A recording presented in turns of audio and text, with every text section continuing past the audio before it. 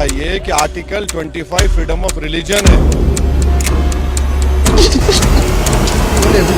Hello hi, പുതിയൊരു വീഡിയോയിലേക്ക് എല്ലാവർക്കും സ്വാഗതം. അപ്പോൾ ഇന്ന് ഞാൻ നിങ്ങളുമായി ഷെയർ ചെയ്യുന്നത് നമ്മുടെ ഈ വർഗീയത മാത്രം പറയുന്നൊരു വ്യക്തിയുണ്ട് കേരളത്തിൽ. ഒരുപാട് ആളുകളുണ്ട്, അതിൽ വെറും വിഷമായി വർഗീയത മാത്രം പറയുന്നൊരു വ്യക്തി. അപ്പോൾ ഇദ്ദേഹത്തിൻ്റെ ഈ വീഡിയോയെക്കുറിച്ച് നമ്മുടെ ഉസ്താദ് ഒരു വീഡിയോ ചെയ്തിട്ടുണ്ട്. ഇദ്ദേഹത്തിൻ്റെ ഈ പ്രശ്നത്തെക്കുറിച്ച്. അദ്ദേഹത്തിന് ഭയങ്കര പ്രശ്നമാണ്. ഇപ്പോൾ അദ്ദേഹം ഭയങ്കര വിഷമത്തിലാണ് എന്നാണ് പറയുന്നത്. നമുക്ക് ഉസ്താദ് അതിനെപ്പറ്റി ഒന്ന് പറയുന്ന വീഡിയോ ഒന്ന് കണ്ടുവരാം. ഞാൻ ഇന്ന് വളരെ ദുഃഖിതനാണ്. ഷുഗർ കൂടി തോന്നുന്നു. വാസ്തവത്തിൽ ഇന്ത്യക്കാരനായിട്ട് ജനിച്ചതിൽ എനിക്ക് വല്ലാത്ത അപമാനം തോന്നുന്നു. എന്താ പറയുക, അപമാനം തോന്നാനുള്ള കാരണത്തില്ലേ, രാഷ്ട്ര നിർമ്മാണത്തിലോ സ്വാതന്ത്ര്യ സമരത്തിലോ യാതൊരു പങ്കുമില്ലാത്തൊരു പ്രസ്ഥാനത്തിന്റെ ഭാഗമായി ഇന്നുകൊണ്ട് തന്നെ മൂപ്പർക്ക് എപ്പോഴും സദാസമയവും ഭയങ്കര മാനസികമായ സംഘർഷങ്ങളും ആത്മരോക്ഷമൊക്കെ തോന്നാറുണ്ട്. നമുക്കൊന്നും ചെയ്യാൻ പറ്റില്ലല്ലോ, നമ്മൾ ഇതിൻ്റെ ഭാഗമാകാൻ പറ്റില്ലല്ലോ, പിന്നെ എന്തിനാ നമ്മളിങ്ങനെ ജീവിച്ചത്, ഇന്ത്യക്കാരനാണെന്ന് പറഞ്ഞിട്ടാണ് എന്ത് കാര്യം. അത് മാത്രമല്ല, നിങ്ങൾ എന്ത് സ്വാതന്ത്ര്യ സമരത്തിൽ എന്ത് ചെയ്തു എന്ന് ചോദ്യം നിരന്തരമായി അസ്ത്രം പോലെ നെഞ്ചിൽ വന്ന് പതിക്കുമ്പോഴും അദ്ദേഹം നിസ്സഹായനായി പലപ്പോഴും നിന്നിട്ടുണ്ട്. അപ്പോൾ അതുകൊണ്ടാണ് ആ ദുഃഖമാണ് ഇപ്പോഴും രേഖപ്പെടുത്തുന്നത്. അദ്ദേഹത്തിൻ്റെ സങ്കടം കണ്ടിട്ട് എനിക്ക് സത്യം പറഞ്ഞാൽ സഹിക്കാൻ പറ്റുന്നില്ല. എന്ത് പറ്റി മുത്തേ, വാവേ പറ. ഇന്ത്യയിൽ ജീവിക്കുന്ന ഒരു പൗരൻ എന്ന നിലയ്ക്ക് എനിക്ക് വല്ലാത്ത നിസ്സഹായാവസ്ഥ അനുഭവപ്പെട്ടു. നിസ്സഹായാവസ്ഥ. കാരണം ഒന്നും ചെയ്യാൻ, ഇന്ത്യയിൽ ഒന്നും ചെയ്തിട്ടില്ലെങ്കിൽ ഒന്നും ചെയ്യാനുമില്ല. ആകെ ഈ പറയപ്പെടുന്ന ഒരു യൂട്യൂബ് ചാനലുണ്ട്, അവിടെ വന്നിട്ട് പച്ച വർഗീയത പറയുക. അതാണെങ്കിൽ നേരെ ഒന്ന് എണീറ്റ് പോലും നിൽക്കാൻ പറ്റുന്നില്ല. നേരെ ഒരു അതുമായി വിട്ട് തന്നെ താഴെപ്പോവും. അങ്ങനത്തെ മനുഷ്യനാ. എന്നിരുന്നാലും പച്ച വർഗീയത പറയാൻ യാതൊരു മനസ്താപവും ഇല്ല. എന്നെങ്കിലും ഇവൻ്റെയൊക്കെ വായുന്നൊരു നല്ല വാക്ക് കേരള സമൂഹം കേട്ടിട്ടുണ്ടോ? ഒരുമേനെക്കുറിച്ച്, നന്മേനെക്കുറിച്ച്, കരുണയെക്കുറിച്ച്, സ്നേഹത്തെക്കുറിച്ച്, സൗഹൃദത്തെക്കുറിച്ച് ഒന്നുമില്ല. അന്ന് കേൾക്കത്തില്ല. പച്ച തോന്നിയാസം അങ്ങനെ പറയും. ഏതെങ്കിലും സമൂഹത്തിനെതിരെ ഇങ്ങനെ വർഗീയത പറയും. ഒന്നില്ലെങ്കിൽ ക്രിസ്ത്യാനിനെ പറയും, ഇല്ലെങ്കിൽ മുസൽമാനെ പറയും. ശ്വാസം മുട്ട്, എൻ്റെ പൊന്നണ്ണ, ശ്വാസം മുട്ട്. പങ്കജ കസ്തൂരിയും കോഴിക്കൂടിൻ്റെ അടിയിലെ മണ്ണില്ലേ, ഇത് രണ്ടും കൂടെ സമ്മിശ്രമായി ചേർത്ത് തിന്നുകയെ നിങ്ങളുടെ സകല സോക്കേടും മാറും. പ്രത്യേകിച്ച് ഇത്തരത്തിലുള്ള സോക്കേടിന് ശ്വാസം മുട്ട്. പിന്നെ ശ്വാസം മുട്ട് അനുഭവപ്പെടാനുള്ള പ്രധാനപ്പെട്ട കാരണം ഞാൻ പറഞ്ഞുതരാം. ഈ നമ്മുടെ ശ്വാസക്കുഴലില്ലേ, ഈ ശ്വാസക്കുഴൽ മുതൽ ഈ നമുക്ക് ശ്വാസം എടുക്കാനുള്ള മുഴുവൻ നരമ്പുകളിലും ഈ വർഗീയത ഇങ്ങനെ തിളച്ചു മറിഞ്ഞുകൊണ്ടിരിക്കണം. അതിൻ്റെ കൊഴുപ്പ് ഇങ്ങനെ തിങ്ങി നിൽക്കുന്നതുകൊണ്ട് ബ്രീത്ത് എടുക്കാൻ കഴിയുന്നില്ല. അതുകൊണ്ട് ആരെങ്കിലും ഇടപെട്ട് അമ്മാവനെ സഹായിക്കണം. അമ്മാവന് ഭയങ്കര ശ്വാസമുട്ടാണ്, ഒരു രക്ഷയില്ലാത്ത ശ്വാസമുട്ട. കാരണം ശ്വാസനാളത്തിൽ വരെ ഈ വർഗീയത ഇങ്ങനെ കുത്തിക്കേറി നിൽക്കുന്നതുകൊണ്ട് അവിടെയൊക്കെ ബ്ലോക്കായിരിക്കുക. അതുകൊണ്ട് എവിടെങ്കിലും അമ്മാവന് ഇതിന് വിദഗ്ധമായ ഒരു ചികിത്സ കൊടുക്കണം. അമ്മാവോ എന്നിട്ട് ബാക്കി പറ. ഭക്ഷണം കഴിക്കാൻ പറ്റിയിട്ടില്ലെങ്കിൽ എനിക്ക് തോന്നുന്നു ശോചനക്കുറവാണ്. ഒന്നില്ലെങ്കിൽ ബാലസുത, ഇല്ലെങ്കിൽ വേറെ എന്തെങ്കിലും ഗുളിക കഴിച്ച് നന്നായിട്ടൊന്ന് വയറിളക്കുക. അതോടുകൂടി വയറ് സെറ്റായി കഴിഞ്ഞാൽ പവറൈസ്. പിന്നെ ജീവൻ കിടക്കണമല്ലോ എന്ന് വിചാരിച്ചിട്ട് കുറച്ചെന്തോ വാരി വലിച്ച് കഴിയും. അങ്ങനൊന്നും ജീവൻ കിടക്കണമെന്നില്ല. കാരണം കേരളത്തിൽ യാതൊരു ഉപകാരം ഇല്ലാത്ത നിങ്ങളുടെ ഒന്നും ജീവൻ കിടന്നിട്ട് ഒരു കാര്യമില്ല. പോണെങ്കിൽ ഇങ്ങോട്ട് പോട്ടെ എന്ന് വിചാരിക്കണം. ഇതൊക്കെ ഇങ്ങനെ കിടന്നിട്ട് എന്ത് ചെയ്യാനാണ്? നാട്ടുകാർക്ക് ശല്യം എന്നുള്ളതല്ലാതെ ജനങ്ങൾക്ക് എന്തെങ്കിലുമൊക്കെ ഒരു അവനവൻ പഠിച്ച വിദ്യാഭ്യാസം വിവരം കൊണ്ട് നാട്ടുകാർക്ക് ഉപകാരം വേണ്ടേ? 10 അക്ഷരം നാലാളുകൾക്ക് യൂട്യൂബ് ചാനൽ വഴി എന്തെങ്കിലുമൊക്കെ കേൾക്കുന്ന മനുഷ്യർക്ക് അവരുടെ മസ്തിഷ്കത്തിലേക്ക് ഈ വിഭാഗീയതയും വർഗീയതയൊക്കെ അപ്പുറം അവനവൻ പഠിച്ച എന്തെങ്കിലും വിജ്ഞാനം പങ്കുവച്ചിരുന്നെങ്കിൽ എന്തെല്ലാം ഗുണങ്ങളുണ്ടായിരുന്നു. ഭക്ഷണം പോലും കഴിക്കാൻ പറ്റും, വയറ്റിൽ നിന്ന് പോകുന്നില്ല. ഇതിനൊക്കെ കാരണം ഒരു മനുഷ്യനാണ്, UP മുഖ്യമന്ത്രി യോഗി ആദിത്യനാഥ്. ചേട്ടന്റെ കട്ട ഹീറോ. ഒരു പ്രസംഗം, ആ പ്രസംഗം എന്നെ നടുക്കി കളഞ്ഞു. ആദിത്യനാഥ് പ്രസംഗിക്കുന്നു. പറഞ്ഞാൽ മനസ്സിലാകാത്തവരുണ്ടെങ്കിൽ, ചെയ്തു പോന്ന ശീലം മാറ്റാത്തവരുണ്ടെങ്കിൽ അവരെ കൊണ്ടത് മാറ്റിക്കാൻ ചില ഡെന്റിങ്ങും പെയിന്റിങ്ങും വേണ്ടി വരും. ഐ ലവ് യു മുഹമ്മദുമായി ബന്ധപ്പെട്ട് ബാനറും മറ്റു ആഘോഷങ്ങളും ഒക്കെ ഞങ്ങൾ പറയുന്ന രൂപത്തിലാകണം. കാർ ഓടിച്ച് എവിടെയെങ്കിലും ഇടിച്ചു കഴിഞ്ഞാൽ അതിനൊരു ചളുക്ക് വീഴുമല്ലോ, കുറച്ച് പെയിന്റും ഒക്കെ പോകും. ഈ ചളുക്ക് മാറ്റാനായിട്ട് നമ്മൾ മറുവശത്തൂടെ ഇടിച്ച് ഐ ലവ് യു മുഹമ്മദുമായി ബന്ധപ്പെട്ട് ആളുകൾ നടത്തിയ റാലി അല്ലെങ്കിൽ അവരുടെ പ്രതിഷേധ പ്രകടനം, ഞങ്ങൾക്ക് ഞങ്ങളുടെ പ്രവാചകനെ സ്നേഹിക്കേണ്ടതുണ്ട്. ഞങ്ങൾ സ്നേഹിക്കും. അതിൻ്റെ ഭാഗമായി ഞങ്ങൾ ബാനർ കിട്ടും, ഞങ്ങൾ മുദ്രാവാക്യം വിളിക്കും, ഞങ്ങൾ തക്ബീർ മുഴക്കും.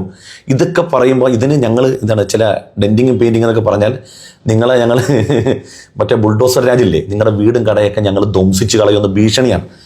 ആ പരിഹാസ രൂപമാണ്. അമ്മാവനെ എണീറ്റ് നിന്നൊരു കീഴ്വായി വിടാനുള്ള ആരോഗ്യം പോലെ ഇല്ലെങ്കിലും യോഗി ഇപ്പം എന്ന് പറയുമ്പോൾ പവറേഷ് ഇങ്ങനെ കൂടുകയാണ്. അതിങ്ങനെ നമ്മുടെ സമൂഹത്തിൻ്റെ ഇതിൽ പറയാണ്. അപ്പോൾ യോഗി കയറി എന്ത് ചെയ്തു, യോഗിയുടെ പോലീസിനെ കൊണ്ട് അടിച്ച് നിരത്തി എന്നൊക്കെ വളരെ ഐതിഹാസികം. ഏത് അഹിംസയാണ് ഞങ്ങൾ മുന്നോട്ട് നയിക്കുന്നതെന്ന് പറയുന്ന ആളുകളുടെ കാര്യം. ചിരപുരാതനമായൊരു സംസ്കാരം അഹിംസയിലൂടെയാണ് മുന്നോട്ട് പോകുന്നതെന്ന് പറഞ്ഞ ആളുകളാണ്. പറഞ്ഞാലിച്ചു നോക്കിയേ, അവരാണ് ഈ പറയുന്നത് ഞങ്ങൾ എതിർശബ്ദങ്ങൾ എല്ലാ കാലത്തും അങ്ങനെ. ഇപ്പോൾ ഗൗരി ലങ്കേഷിൻ്റെ കാര്യത്തിൽ നമ്മൾ ആലോചിച്ചാൽ മതി. ഗൗരി ലങ്കേഷിനെ നെഞ്ചിനൊക്കെ എങ്ങനെ തുള വീണത്. അഭിപ്രായം അവർക്കിഷ്ടമല്ലാത്ത രാഷ്ട്രീയം പറയുന്നവരും മതം പറയുന്നവരെയും അവർ ഈ രൂപത്തിൽ എന്ത് ചെയ്യും, വീടാണെങ്കിലും സ്ഥാപന ജംഗ വസ്തുക്കളെയൊക്കെ ഞങ്ങൾ കുളം തോണ്ടിക്കളയും. അങ്ങനെ ചെയ്തു എന്ന് മൂപ്പര് വളരെ താല്പര്യപൂർവ്വം, പരിഹാസ രൂപേണ താല്പര്യപൂർവ്വം വലിയ ഐതിഹാസിക സംഭവമായിട്ട് അവതരിപ്പിക്കുകയാണ്. എന്നാലും ഇവൻ്റെയൊക്കെ മനസ്സിൻ്റെ വിഷം. എന്തെങ്കിലും നല്ല വാക്ക് ഇവൻ്റെ ഒന്ന് വാങ്ങി കേട്ടിട്ടുണ്ടോ? കേൾക്കാൻ യാതൊരു ഇടയില്ല. ഒരു ഐ ലവ് യു മുഹമ്മദ് കേൾക്കുമ്പോൾ അങ്ങ് പേടിക്കുകയാണ്. പേടി ഉണ്ടെന്ന്, പേടി വേറൊന്നും കൊണ്ടൊന്നുമല്ല. ഒരു സമൂഹം എന്തെല്ലാം തരത്തിലുള്ള പ്രചരണം നടത്തിയതിന് യാതൊരു പ്രതിഫലം ഉണ്ടാകുന്നില്ലല്ലോ. ഇപ്പം ഇദ്ദേഹം പരിഹസിച്ച് പറയുന്ന മുഹമ്മദ് നബി സല്ലല്ലാഹു അലൈഹി വസല്ലം തങ്ങൾ നമ്മൾ ആലോചിച്ച് നോക്കിയേ. മുഹമ്മദ് നബി സല്ലല്ലാഹു അലൈഹി വസല്ലം തങ്ങൾ വഫാത്തായി ഏകദേശം നബി സല്ലല്ലാഹു അലൈഹി വസല്ലം ലോകത്തോട് വിട പറഞ്ഞു ഏകദേശം 1400 കഴിഞ്ഞ് 1500 ഇപ്പം എത്തിച്ചേരുന്ന സമയത്ത് നമ്മൾ ചിന്തിക്കേണ്ടത് ആ മുഹമ്മദ് നബി സല്ലല്ലാഹു അലൈഹി വസല്ലം തങ്ങൾ ധരിച്ച ചെരുപ്പിനെ കുറിച്ച് വരെ 100 കണക്കിന് ഗ്രന്ഥങ്ങൾ, അവിടുന്ന് കണ്ണിലിടാൻ ഉപയോഗിച്ച സുർമക്കോലിനെ കുറിച്ച് വരെ എത്രയോ ഗ്രന്ഥങ്ങൾ, ലോകത്ത് ഏറ്റവും കൂടുതൽ ഗാനങ്ങൾ രചിക്കപ്പെട്ടത് ഈ ഒരു മഹാത്മാവിൻ്റെ പേരിൽ, ലോകത്ത് ഏറ്റവും കൂടുതൽ ആളുകൾ ഇടുന്ന പേര് ഈ മഹാത്മാവിൻ്റെ പേരിൽ. ഇങ്ങനെ എല്ലാ നിലക്കും ഒരു ഹീറോ. ഇപ്പൊ ട്രെൻഡിങ് യൂറോപ്പിലടക്കമുള്ള രാജ്യങ്ങളിൽ ഏറ്റവും അധികം ട്രെൻഡിങ്ങിൽ ഇസ്ലാം എന്ന ആശയം നിലനിൽക്കുന്നു. അതിനേക്കാൾ മികച്ചുന്ന പല ആശയങ്ങളും ആളുകളെ ഉള്ളിൽ നിന്ന് പോവുകയും അവരുടെ ആരാധനാലയങ്ങൾ വരെ എന്ത് ചെയ്യുന്നു, ബാറും മറ്റുമൊക്കെ ആയി പോകുന്ന ദുഃഖകരമായ വാർത്ത നമ്മൾ കണ്ടതാണ്. അപ്പം മുഹമ്മദ് നബി സല്ലല്ലാഹു അലൈഹി വസല്ലം തങ്ങളുടെ സമൂഹം അവരുടെ ഹൃദയത്തിൽ നിന്ന് മായ്ക്കാൻ കഴിയുന്നില്ല, തേച്ച് മായ്ക്കാൻ കഴിയുന്നില്ല. അതിന് ആക്ഷേപത്തോടെയും പരിഹാസത്തോടു കൂടിയും ചരിത്രത്തെ വക്രീകരിച്ചുകൊണ്ടൊക്കെ അവർ സമീപിച്ചിട്ടൊന്നും യാതൊരുവിധ പ്രതിഫലനം ഉണ്ടാകാതിരുന്നപ്പം ഇപ്പം ആ സ്നേഹിക്കുന്ന മനുഷ്യരെ പൂർണ്ണാർത്ഥത്തിൽ അവരെ എന്ത് ചെയ്യണം, ബുൾഡോസർ രാജ് കൊണ്ട് ഭീഷണിപ്പെടുത്തുകയാണ്. അവിടുത്തെ സ്നേഹമൊന്നും വേണ്ടാതെ. ഞാനൊരു കാര്യം ചോദിക്കട്ടെ, നിങ്ങൾ മുഹമ്മദ് നബിനെ എത്ര വേണമെങ്കിലും ആക്ഷേപിച്ചോളൂ. മുഹമ്മദ് നബിനെ പറയുന്നത് ഇവിടുത്തെ ഇന്ത്യ സമൂഹത്തെ മുഴുവനും നമുക്ക് അങ്ങ് നിശ്ചലമാക്കുമെന്ന് വിചാരിക്കാം. നിങ്ങൾ പറയുന്ന ഒരു ആശയത്തെ ഏറ്റെടുക്കാൻ ഈ സമൂഹത്തിൽ നിന്ന് ആരും ഉയർന്നവരുണ്ട്? ഈ നാട്ടിലെ ഹിന്ദുക്കൾക്കെങ്കിലും വേണോ? നിങ്ങൾ ഈ പറയുന്ന പ്രത്യയശാസ്ത്രം, നിങ്ങളിവിടെ എത്ര നേതാക്കന്മാരുണ്ട്, നിങ്ങൾ പറയുന്ന ഈ ആശയം അത് ഇന്ത്യക്കാർക്ക് മതി, അത് മതി എന്ന് ആഗ്രഹിച്ചുകൊണ്ട് ഏതെല്ലാം രാജ്യങ്ങളിൽ ഈ ആശയം സ്വീകരിച്ചു. ഇപ്പൊ അമേരിക്കയിൽ എന്താണ് പുതിയ നിയമം വന്നത്? ആ മാത്യു സാമുല് പറഞ്ഞു കേട്ടില്ലേ, ഹനുമാന്റെ പ്രതിമ വെച്ച് വലിയ ആഘോഷങ്ങളും സംഭവമൊക്കെ ആയപ്പോൾ അവിടുത്തെ അമേരിക്കൻ ഗവൺമെന്റ്, ഞാൻ പറഞ്ഞല്ലേ മാത്യു സാമുല് പറഞ്ഞ ഇത് ഇവിടുന്ന് എടുത്തുകൊണ്ട് പോകണമെന്ന് പറഞ്ഞു, ഒന്നും പാടില്ല എന്ന് പറഞ്ഞു. നിങ്ങൾ മനുഷ്യർക്ക് ധാർമ്മികതയും മാനവിക മൂല്യങ്ങളും കാരുണ്യത്തെക്കുറിച്ചും സ്നേഹത്തെക്കുറിച്ചും പറയുന്ന എന്തൊരു സംഗതി ലോകത്ത് വിഭാവനം ചെയ്താലും അത് ഏറ്റെടുക്കാൻ ആളുകളുണ്ടാവും. പക്ഷേ നിങ്ങൾ മനസ്സിലാക്കേണ്ടത്, ഒരു പ്രവാചകനോടുള്ള സ്നേഹം സഹസ്രാബ്ദങ്ങൾക്ക് ഇപ്പുറം കഴിഞ്ഞിട്ടും ഒരു മനുഷ്യൻ്റെയും ഹൃദയത്തിൽ നിന്ന് മായ്ക്കാൻ കഴിയാത്ത ഒരു സാഹചര്യം നിങ്ങളുടെ മുമ്പിൽ നിങ്ങൾക്ക് തന്നെ ബോധ്യപ്പെട്ടു എന്നിരിക്കെ നിങ്ങൾ ഈ ബുൾഡോസർ രാജ് കൊണ്ട് മുഹമ്മദ് നബി സല്ലല്ലാഹു അലൈഹി വസല്ലം തങ്ങളോടുള്ള സ്നേഹവും ഇഷ്ടമൊക്കെ നിങ്ങൾക്ക് കുറച്ച് കളയാൻ കഴിയും നിങ്ങൾ വിചാരിക്കുന്നുണ്ടോ? നിങ്ങൾ അങ്ങനെയൊന്നും അല്ല ചെയ്യേണ്ടത്. നിങ്ങൾ ചിലപ്പോൾ അതിൻ്റെ പേരിൽ ആയിരങ്ങളെ കൊന്നേക്കാം, വെടിവെച്ചേക്കാം. നിങ്ങൾ അങ്ങനെയൊന്നും അല്ല ചെയ്യേണ്ടത്. മുഹമ്മദ് നബി സല്ലല്ലാഹു അലൈഹി വസല്ലം തങ്ങൾ കൊണ്ടുവന്ന പ്രത്യയശാസ്ത്രത്തെക്കാൾ ഏറ്റവും മികച്ച പ്രത്യയശാസ്ത്രം കൊണ്ടുവരും. ആളുകൾക്ക് ആകർഷണീയമായ പ്രത്യയശാസ്ത്രം കൊണ്ടുവരും. സ്നേഹത്തെക്കുറിച്ചും കാരുണ്യത്തെക്കുറിച്ചും പറയുകയും അത് കേൾക്കുന്നവന്റെ ഹൃദയത്തിൽ മറ്റുള്ളവനോട് കാരുണ്യം തോന്നുന്ന എന്തെങ്കിലും ആശയം കൊണ്ടുവരൂ. പകരം നിങ്ങൾ JCB പൊക്കി കാണിച്ചാൽ മനുഷ്യന്റെ ഹൃദയത്തിൽ നിന്ന് തോന്നുന്നത് നിങ്ങൾക്ക് വെറുതെയാണ്.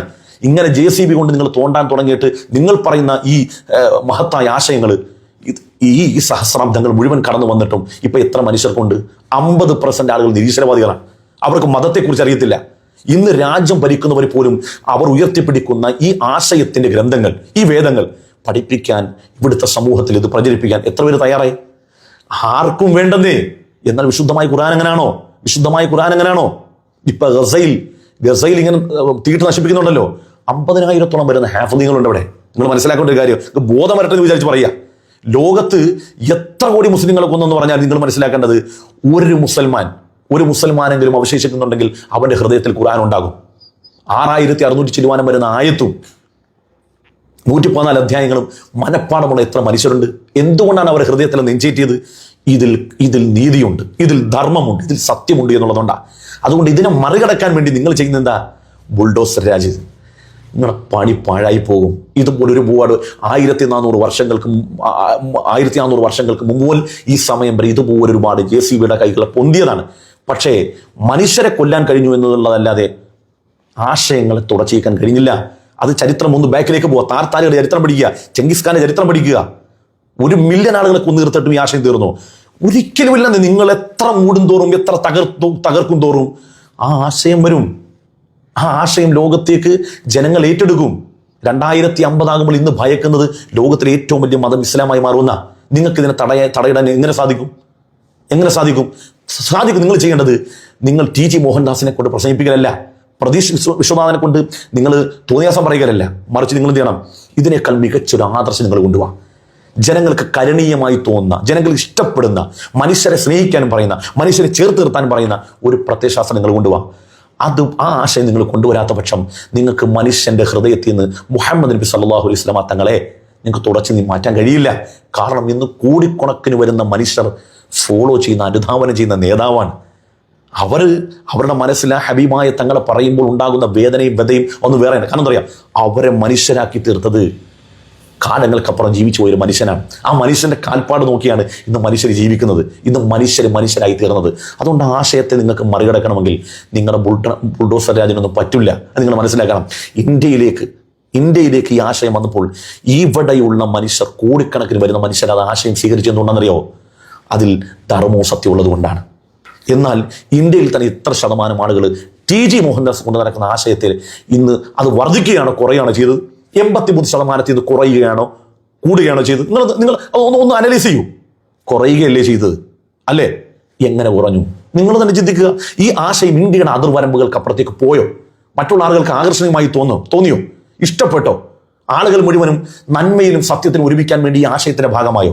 ഇല്ല എങ്കിൽ എന്തുകൊണ്ടാണ് എന്ന ഉത്തരം നിങ്ങൾ കണ്ടെത്തുക. അതിനപ്പുറത്തേക്ക് നിങ്ങൾ ഐ ലവ് യു മുഹമ്മദ് എഴുതുന്നവരെയും ബാനർ വെക്കുന്നവരെയൊക്കെ നിങ്ങൾ വീടും കുടുംബവും തുരന്നെന്ന് പറഞ്ഞാലും ഒരു മണ്ണാങ്കട്ടയും സാധിക്കാൻ പോകുന്നില്ല. അത് ഇസ്ലാമിന്റെ ചരിത്രം അറിയാത്തതുകൊണ്ടാണ്. പിന്നെ ഇസ്ലാമിന്റെ കാര്യം പറഞ്ഞപ്പോൾ നിങ്ങൾ കൂട്ടത്തിൽ പറഞ്ഞ് സഹസ്രാബ്ദങ്ങളുടെ പഴക്കമുണ്ടോ ഇസ്ലാമിനെന്ന് നിങ്ങൾ ആക്ഷേപിച്ച് പറയുന്നുണ്ട്. ഇന്ത്യയിലെ ആദ്യമ നിവാസികളാരാ? ആര്യന്മാരാണ് നമ്മൾ പഠിപ്പിച്ചല്ലേ? ആര്യന്മാരെക്കാൾ പഴക്കം ദ്രാവിഡന്മാർക്കുണ്ട്. ദ്രാവിഡന്മാർ എവിടുന്ന് വന്നേ? ആര്യന്മാരാണേലും ദ്രാവിഡന്മാരാണേലും ഇന്ത്യയിൽ പറന്നവരല്ലവരാരും. ഇവരെല്ലാം മധ്യേഷ്യക്കാരാണ്. ഇവരെല്ലാം പുറത്തുനിന്ന് വന്നവരാണ്. ഇന്ത്യയിൽ ഈ പറയപ്പെട്ട ഏതെങ്കിലും ഒരു ആദർശം പറഞ്ഞിട്ടുണ്ടോ? എത്രത്തോളം ഇവിടുത്തെ ഹൈന്ദവ സഹോദരങ്ങൾക്ക് ഇന്ത്യ മഹത്താണോ ജന്മം കൊണ്ടെന്ന് പറഞ്ഞാൽ അത്രത്തോളം തന്നെ മുസൽമാനും പറയാനുണ്ട്. എന്തുകൊണ്ടാണ്? ദ്രാവിഡന്മാർ വരുന്നത് ഇറാനിൽ നിന്നാണ്. നിങ്ങളൊന്ന് ആ ചാൻജിപിയോട് ചോദിച്ചു, ഇറാനിൽ നിന്നാണ് ദ്രാവിഡന്മാർ വരുന്നത്. ഈ ദ്രാവിഡം എന്ന് പറഞ്ഞാൽ ഇസ്ലാമിന്റെ കൺസെപ്റ്റിൽ എന്ന് മാത്രമല്ല, ചരിത്രകാരന്മാർ പറയുന്നത് നൂഹ് നബി ഇസ്ലാമിന്റെ 4 മക്കളുണ്ട്. Sam, Ham, യാഫത്ത്, Canaan. ഒരു മകൻ പ്രവാചകനാണ്. ആ പ്രവാചകന്റെ മകളായ ദഅഫത്ത് ലോപിച്ചാണ് ദ്രാവിഡൻ എന്ന വാക്കായത് വരെ ചരിത്രകാരന്മാർ പറയുന്നുണ്ട്. അപ്പൊ മുസൽമാനും ഹൈന്ദവനും ക്രൈസ്തവനും ഒക്കെ ഈ രാജ്യം അവകാശപ്പെട്ടതാണ്. ഇത് ഞങ്ങളുടെ മാത്രം പാരമ്പര്യം നിലകൊള്ളുന്നതാണ്. അതുകൊണ്ട് ഞങ്ങൾ പറയുന്നതൊക്കെ അനുസരിക്കണമെന്ന് പറഞ്ഞാൽ അമ്മാവൻ 4 മടക്കിയിട്ട് അതിൻ്റെ ഇടക്കോട്ട് വെച്ചോണം കേട്ടാ. ഇപ്പോൾ ഉസ്താദ് പറയുന്ന കാര്യങ്ങൾ നിങ്ങളെല്ലാവരും കേട്ടല്ലോ. സത്യത്തിൽ ഈ പല വിഷയത്തിലും അല്ലെങ്കിൽ പല കാര്യത്തിലും ശത്രുക്കൾ ഉണ്ടാകുന്നത് എവിടെയാണോ സത്യം അല്ലെങ്കിൽ ആരാണോ നേരംഗത്തിൽ കഴിയുന്നത് അല്ലെങ്കിൽ എവിടെയാണോ സത്യമുള്ളത് അവിടെ ശത്രുക്കളുണ്ടാവും. ഈ മുസ്ലിംസിന് ഇത്രയും ശത്രുക്കൾ വരാൻ കാരണം സത്യം എവിടെയാണോ അവിടെയാണ് ശത്രുക്കൾ ഉണ്ടാവുള്ളൂ. എവിടെയെങ്കിലും ആരെങ്കിലും ഒരു നല്ല കാര്യം ചെയ്യുമ്പോഴാണ് അവിടെ അതിനെ എതിർത്തൊരു വ്യക്തി വരുള്ളൂ അല്ലെങ്കിൽ ഒരു വാക്ക് വരുള്ളൂ.